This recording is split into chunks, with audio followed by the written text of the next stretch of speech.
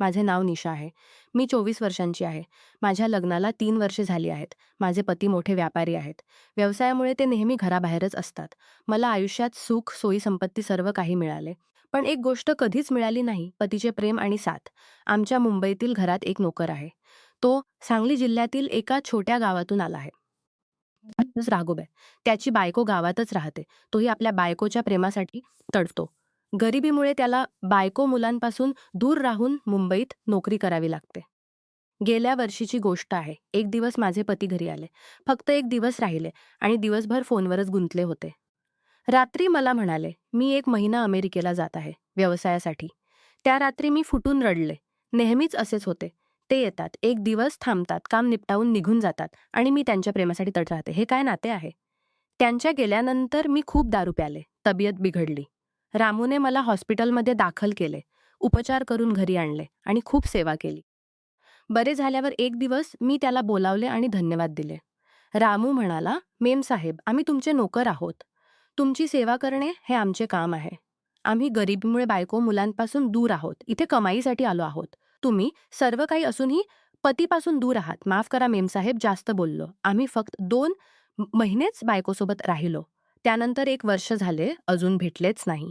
खूप आठवण येते. पण कमाई नसेल तर घर कसे चालेल?" मी त्याला पैसे दिले आणि म्हणाले, "जा, घरी जा." पण तो म्हणाला, "नाही मेमसाहेब, हे पैसे घरी पाठवेन. मी तुमच्या सेवेत इथेच राहीन.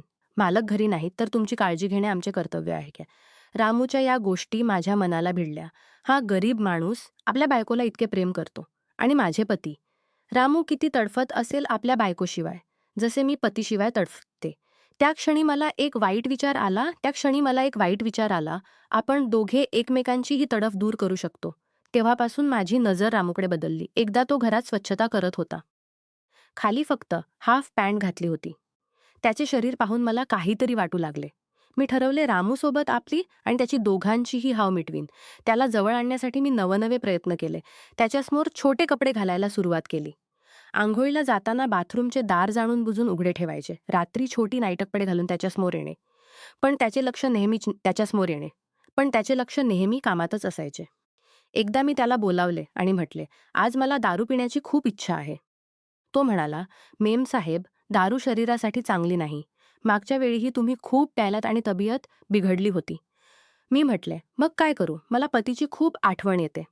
त्यांचे प्रेम मिळण्यासाठी मी तडपते. पण ते माझी बेचैनी समजत नाहीत." तो डोके खाली घालून माझी वाक्य ऐकत राहिला. मी 2 ग्लास दारू ओतली आणि 1 ग्लास त्याच्या हातात दिला. तो म्हणाला, "मेमसाहेब, माझी अशी अवकातही नाही." मी पूर्ण हतबल झाले होते. काय करावे कळेना. मग माझ्या मनात एक योजना आली. मला माहीत होते की माझे पती मलापेक्षा व्यवसायाचीच काळजी करतात. मी अशी आयुष्य जगायचे नाही. लग्नानंतर प्रत्येक मुलगी हेच हवी असते की तिचा नवरा तिच्याजवळ राहो, प्रेम करो, काळजी घेओ. पण दारू कदाचित माझ्या नशिबात नव्हती. त्या रात्री रामू माझ्या खोलीत आला आणि म्हणाला, "मेमसाहेब, जेवण लावू का?" मी म्हटले, "मला अजून भूक नाही." रामू, माझे एक काम करशील? तो म्हणाला, "हो, नक्की करेन मेमसाहेब." मी म्हटले, "मला तब्येत ठीक वाटत नाही. थोडे तेल गरम करून आण. माझे हातपाय दाबून दे आणि मालिशही कर." रामू म्हणाला, "ठीक आहे मेमसाहेब." तेल गरम करून आणतो. मी गाऊन घातलेली होते. बिछाण्यावर पडले. 5 मिनिटांत रामू तेल घेऊन आला आणि उभा राहिला. मी गाऊन गुडघ्यापर्यंत वर केले आणि म्हटले, "रामू, माझ्या पायांना तेल लावून मालिश कर." तो जी मेमसाहेब म्हणत माझ्या पायांची मालिश करू लागला. मी जाणून-बुजून गाऊन आणखी वर केले, जेणेकरून त्याला माझे शरीर दिसेल. तो पायांची मालिश करत माझ्या मांड्यांकडे टक लावून पाहत होता. त्याच्या बोटांचा दाब आणखी वाढला होता. मग मी पलटी घेतली आणि म्हटले, "रामू, माझ्या पाठीचीही मालिश कर. खूप दुखत आहे." तो थोडासा कोचला. म्हणाला, "मेमसाहेब, मी हे करू शकत नाही." मी म्हटले, "रामू, शरम करण्याची गरज नाही. मी तुला नोकरीवर ठेवले आहे. या मालिशचे पैसे मी वेगळे देईन, जेणेकरून तुझे घर चांगले चालेल." मी त्याला पैशांचे लालच दिले. रामूने माझे गाऊन पाठीवरून वर केले आणि पाठीची मालिश सुरू केली. मी भिंतीवरील आरशात पाहिले. तो आता माझ्या शरीराकडे टक लावून पाहत होता. मी म्हटले, "रामू, चांगली मालिश कर."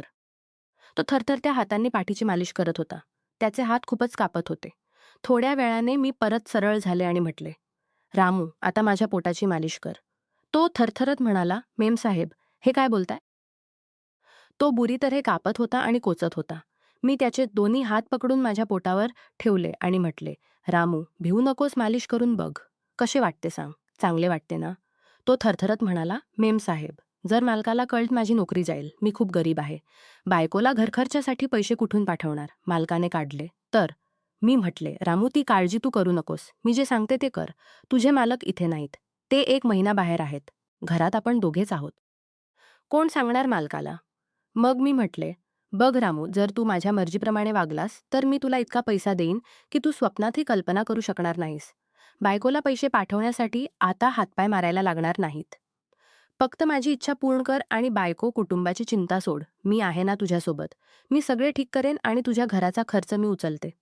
तो अजूनही कोचत होता, पण मला कळत होते की तो स्वतःवर ताबा ठेवू शकत नाही. तो जाणून बुजून स्वतःला थोपवत होता. मला माहीत होते की तोही आपल्या बायकोच्या प्रेमासाठी बेचैन आहे.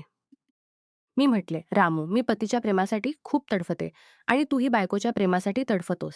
तर मग आपण दोघे एकमेकांना ते प्रेम का देऊ नये, ज्यासाठी आपण तडफतोय? नाही, म्हणू नकोस रामू. नाहीतर मी जगू शकणार नाही आणि तुझा माझ्यावर पूर्ण अधिकार आहे. एवढे बोलून मी त्याला आपल्या हातात ओढले. पण रामूने एकाच झटक्यात मला दूर केले. माझ्या पायांकडील चादर उचलून माझे पूर्ण शरीर झाकले.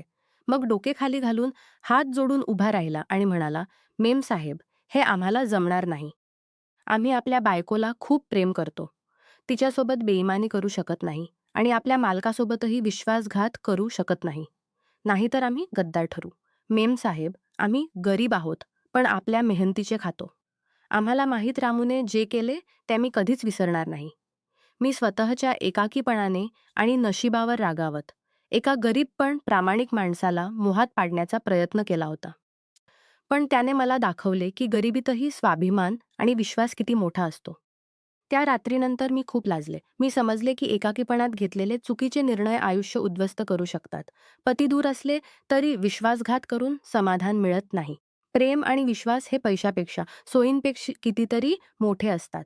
मी ठरवले, आता पतीशी खुल्या मनाने बोलायचे, आपली बेचैनी सांगायची आणि एकत्र आयुष्य जगण्यासाठी उत्तर नसते.